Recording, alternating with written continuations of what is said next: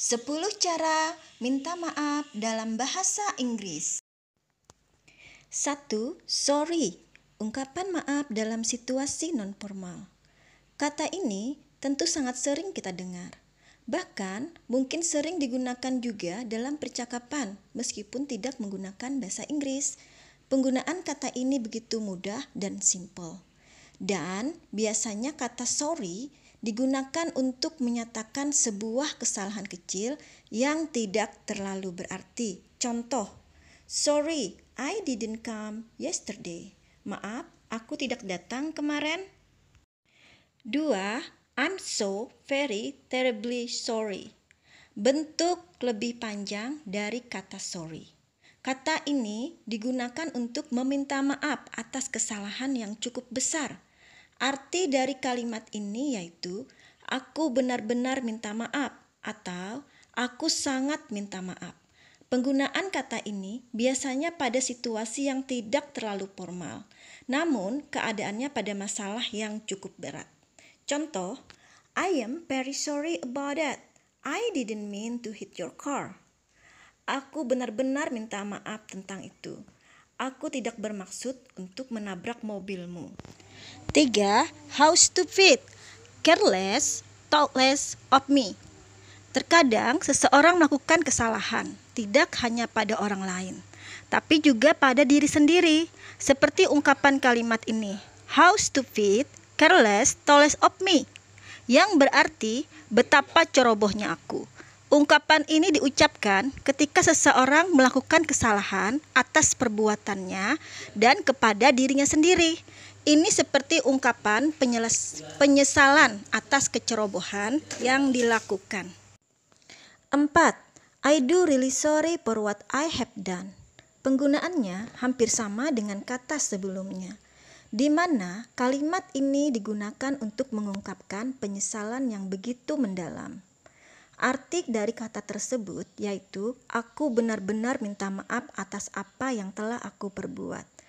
Kata ini dapat digunakan dalam situasi yang formal maupun tidak formal, namun biasanya digunakan pada situasi yang cukup formal.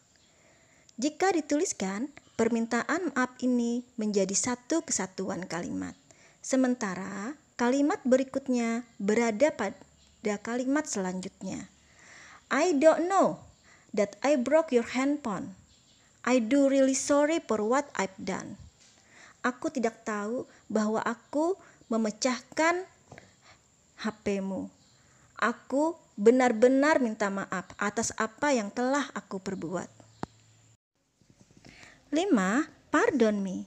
Untuk mengungkapkan permintaan maaf dalam situasi yang cukup formal, menggunakan kalimat pardon me. Selain digunakan untuk meminta maaf, kata ini juga digunakan untuk meminta seseorang mengulangi ucapannya lagi, karena mungkin kita tidak mendengar suaranya, atau kurang jelas arti atau maksud ucapannya. Contoh kalimat. 1. Pardon me sir, but it is my final decision to take that loan from the other bank. Maafkan saya Pak, tapi ini keputusan final saya untuk mengambil pinjaman itu dari bank lain. 2. Pardon me, can't you repeat again? I can hear your voice well.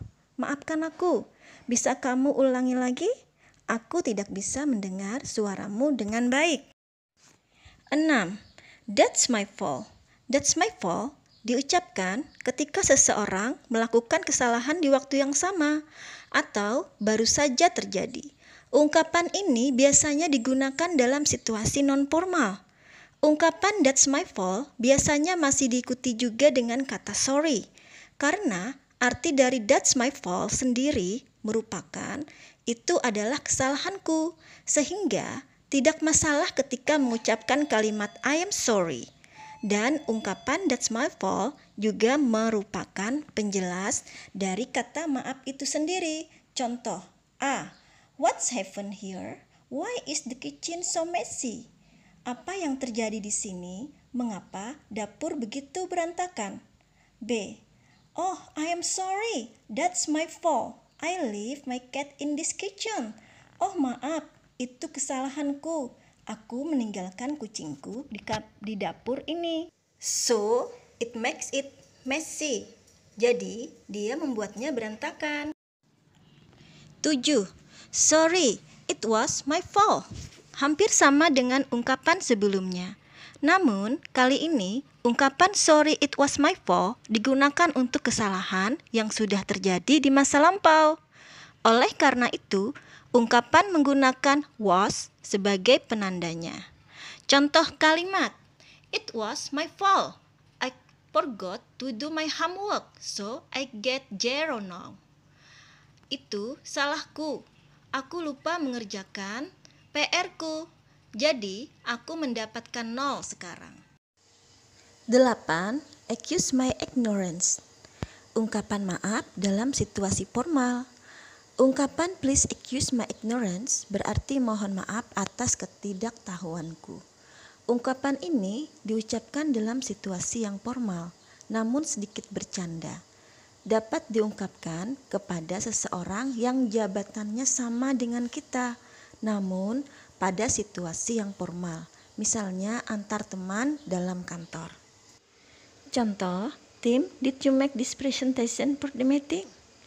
Tim, apakah kamu membuat presentasi ini untuk rapat? Yes, what is the matter? Ya, apa yang salah? You miss one material of meeting. Kamu kurang satu bahan rapat. Oh, please excuse my ignorance. Oh, maafkan atas ketidaktahuanku. 9. Please don't be mad at me.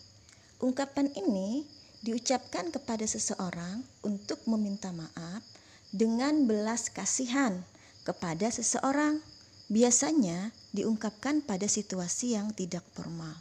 Contoh kalimat, please don't be mad at me, mom. I will buy you a new vase to replace the vase that I broke.